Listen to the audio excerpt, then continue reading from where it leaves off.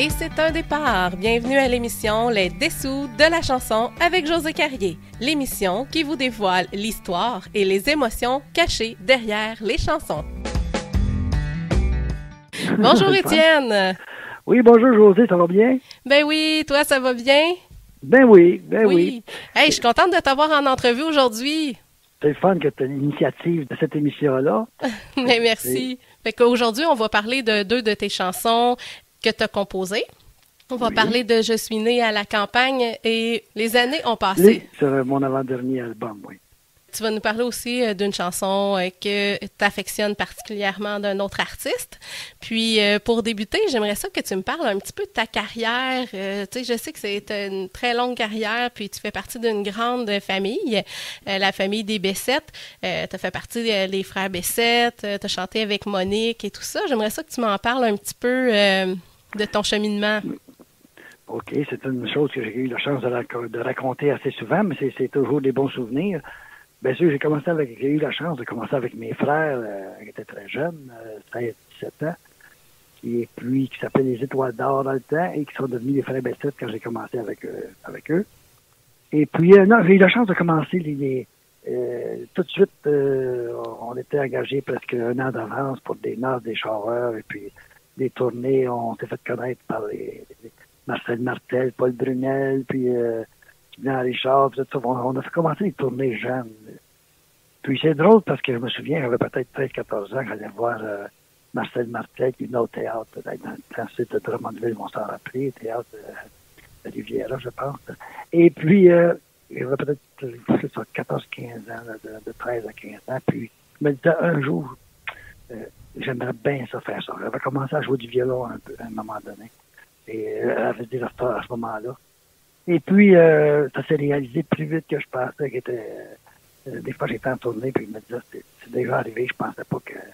Donc, ça me fait une longue carrière. J'ai commencé très jeune, et puis on a fêté les 50 ans de musique, mes 50 ans de musique, il y a déjà quelques années. Donc, wow, déjà 50 ans de musique. J'ai eu le temps de vivre de très beaux moments. Oui, certainement. Est-ce que tu voudrais nous parler de ta première chanson, Je suis née à la campagne? Oui, c'est ça. Écoute, c'est une... les inspirations des chansons viennent... parfois, c'est à la suite d'événements que d'autres ont vécu ou que tu vis toi-même ou des constatations des choses qui se passent dans la vie. On raconte un petit peu la vie. Et puis, Je suis née à la campagne, c'était venu un petit peu banal, cette chanson-là. Je revoyais mes souvenirs d'enfance et puis à un moment donné, j'avais le temps de réfléchir. Je pensais à l'évolution que j'avais vécue, les beaux moments. Je faisais un petit peu le bilan de ma vie. Puis c'est venu comme ça. Un an, j'avais fait, il y avait déjà peut-être un an ou deux, puis j'avais pas de parole de fait. Puis là, ça m'est venu à l'idée de commencer ça comme ça. Là, je suis venu à la campagne et puis je raconte un peu mes sentiments de jeune âge. À l'école, puis après l'école, et puis après ça, il y a eu les courses avec les chars, les dragues qui m'ont toujours passionné. Puis je pensais à ça, puis à mesure que je pensais à ça, les mots me venaient, puis je les racontais en chanson. Et puis, il m'est venu l'idée des tournées de musique et tout. Donc, ça fait un petit peu une espèce de pas biographie, mais en tout cas un petit résumé de mon cheminement.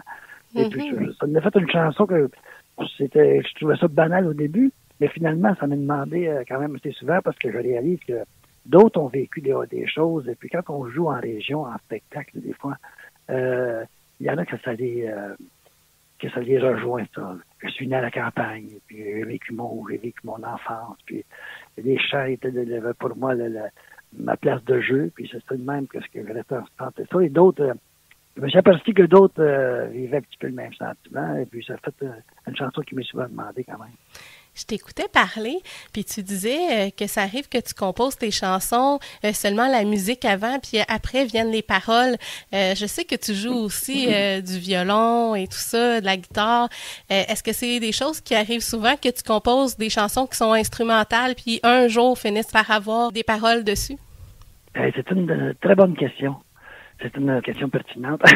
Oui, José, parce que il y a des choses, comme je joue du violon et la guitare, il y a des pièces que j'ai faites des fois pour les faire instrumentales. Et puis finalement, il me vient d'inspiration pour des paroles et des fois, je change un petit peu, des fois le rythme ou quelque chose, mais finalement, les paroles ça convient très bien et puis la pièce instrumentale devient une chanson. Mhm. Mais puis des fois, ça vient presque en même temps. L'inspiration vient pas nécessairement.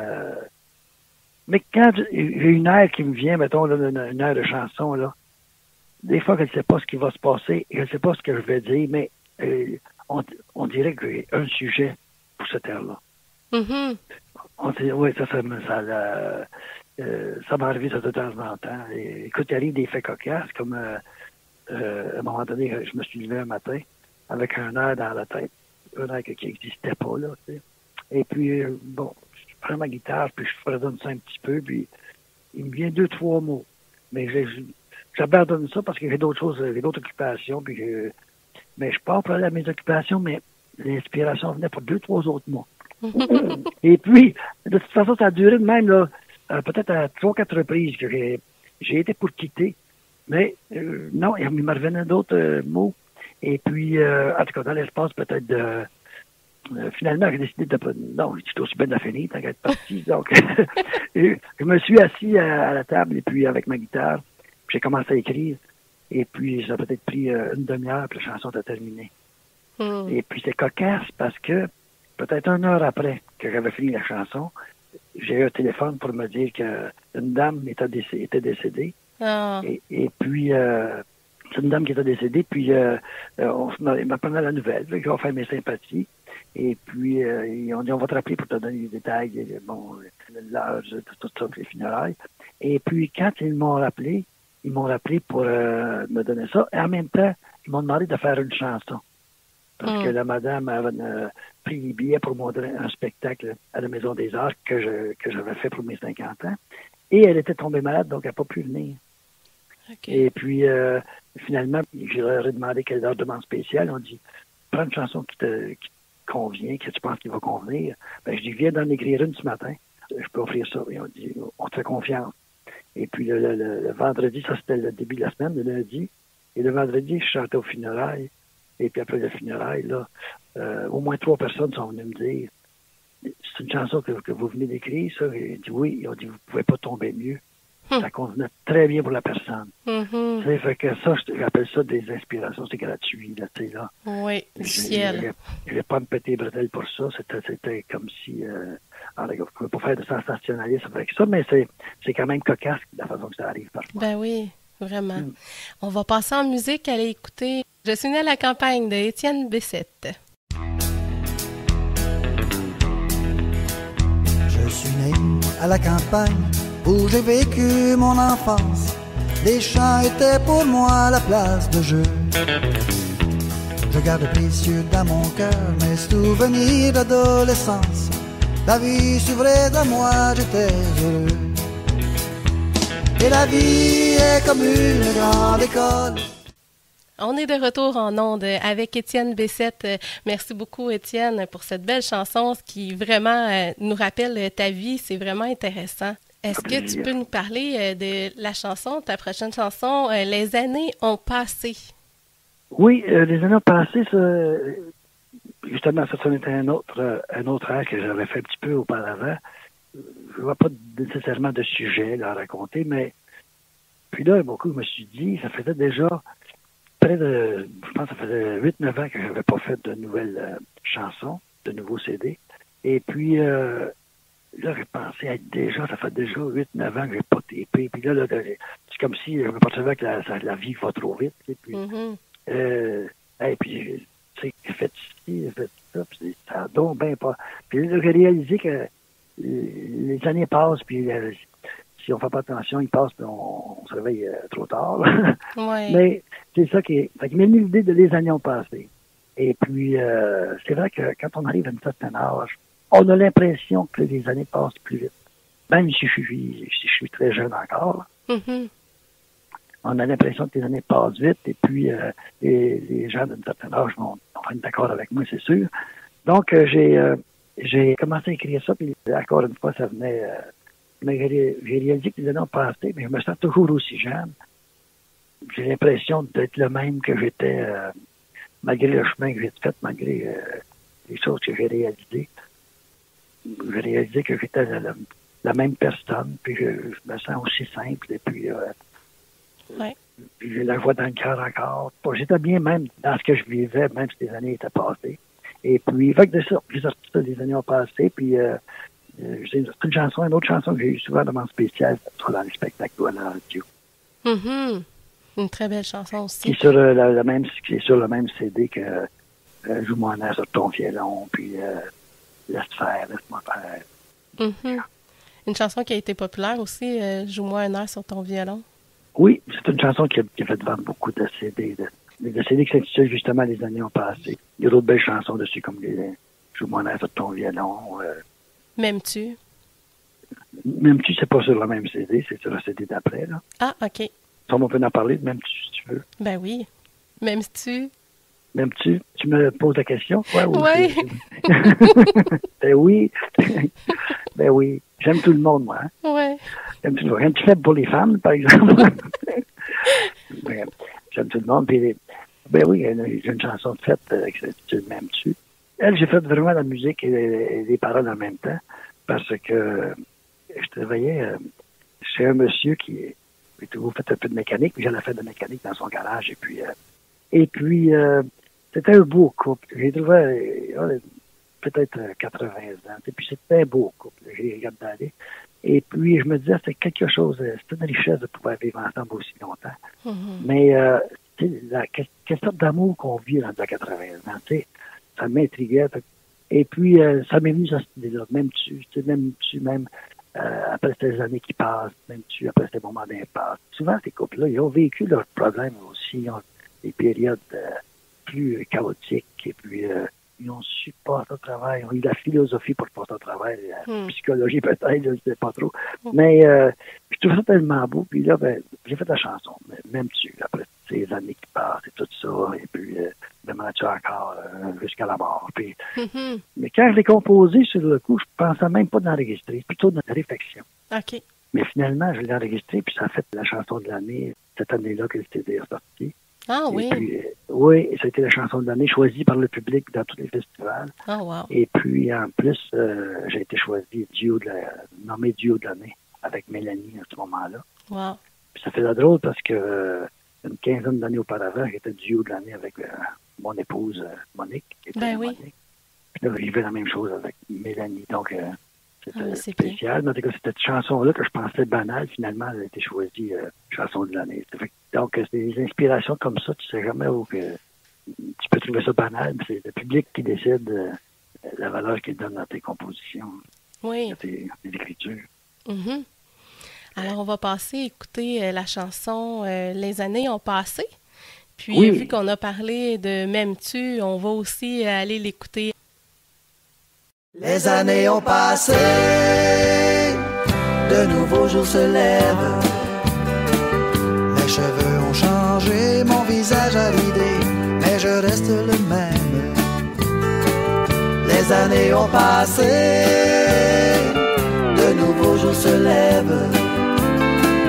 J'ai le goût de garder mes plus beaux souvenirs et oublier mes peines.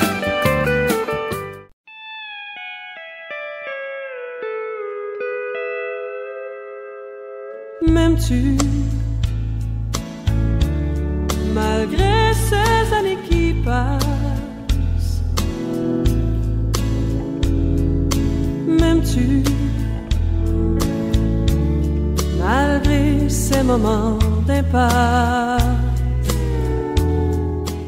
Et rebonjour Étienne, on est en onde. J'espère que le monde qu'il y en a qui ont reconnu les chansons. Oui, c'est ça. Très belle chanson. Merci beaucoup de nous faire découvrir ça. Ça fait plaisir. Là, je suis un petit peu bavard, là, je parle beaucoup. Là. Mais non, pas du tout, ça va très bien. D'habitude, je laisse parler les femmes, mais là, ça arrête d'être mon tour. Oui, c'est parfait. C'est un bel échange. On aime ça comme ça.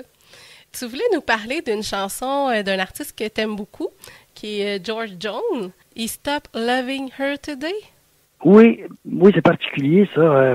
Ben oui, puis j'ai vu l'entrevue de Pascal, puis justement, il a parlé de George Jones. C'est sûr que c'est un peu moi qui ai fait découvrir George Jones, mais c'est un chanteur qui était dans mon feeling depuis beaucoup, beaucoup d'années, depuis le début de ma carrière. Et puis, dans les années 70, j'allais à Nashville, et puis il venait juste de se séparer de Tammy Wynette, parce que George Jones chantait avec Tammy Wynette, puis il venait de se séparer.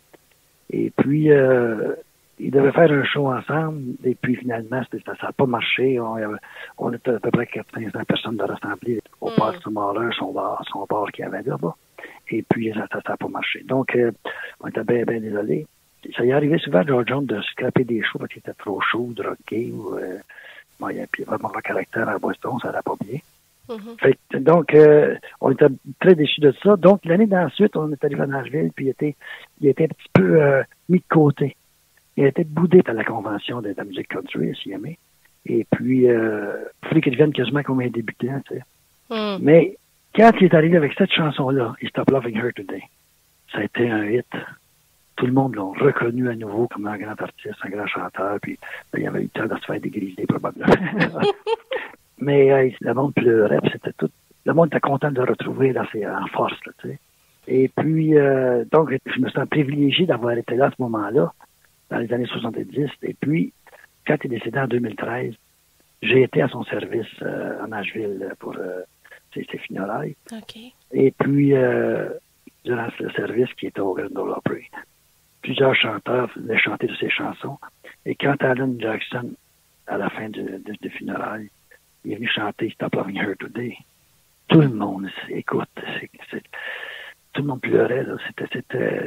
On peut voir ça sur Internet, sur YouTube, là, si on veut, aux funérailles. C'était là. C'était une chanson qui a marqué. Ça a marqué le début de notre du retour en force.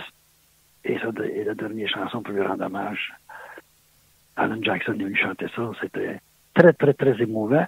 Donc, c'est une chanson qui m'a marqué. Puis quand je la fais dans mes spectacles, des fois, c'est sûr que ça me parle beaucoup. Ben oui, on va passer écouter cette chanson-là et Stop Loving Her Today de George Jones.